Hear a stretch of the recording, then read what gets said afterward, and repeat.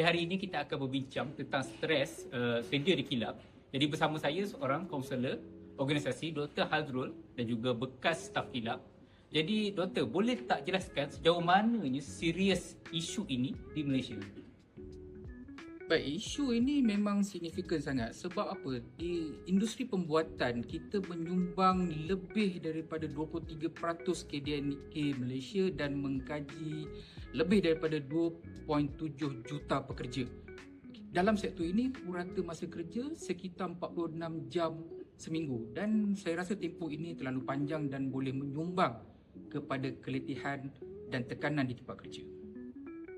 Jadi doktor, apakah faktor utama yang menyebabkan stres di kilang? Baik, antara faktor utama yang pertama sistem shift malam, yang kedua adalah sasaran pengeluaran yang terlampau tinggi dan yang ketiga adalah kerja berulang di barisan pengeluaran. Okey. Selain itu, persekitaran kerja seperti bunyi bising, haba dan juga penggunaan peralatan-peralatan yang berat juga memberikan kesan juga ya. Oh, menarik doktor, tapi saya nak tanya, memang stres ni berlaku di kilang sahaja ke?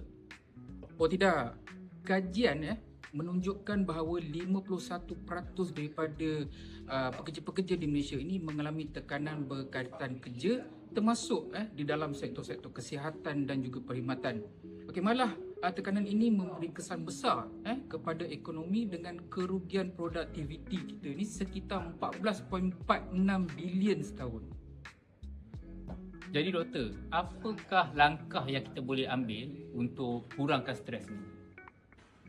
Okey, beberapa pendekatan boleh membantu ya. Antaranya penggunaan automasi dengan mengurangkan kerja-kerja fizikal.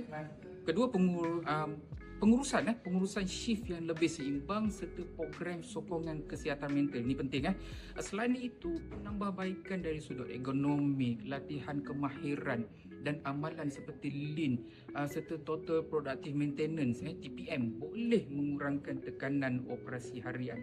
Okey, terima kasih Dr. Hazrul. Jadi semoga perkongsian ini membawa manfaat kepada semua. Jadi jika anda pernah atau sudah mengalami stres di kilang ataupun di tempat kerja anda, jadi tinggalkan dalam ruangan komen dan kami akan membantu.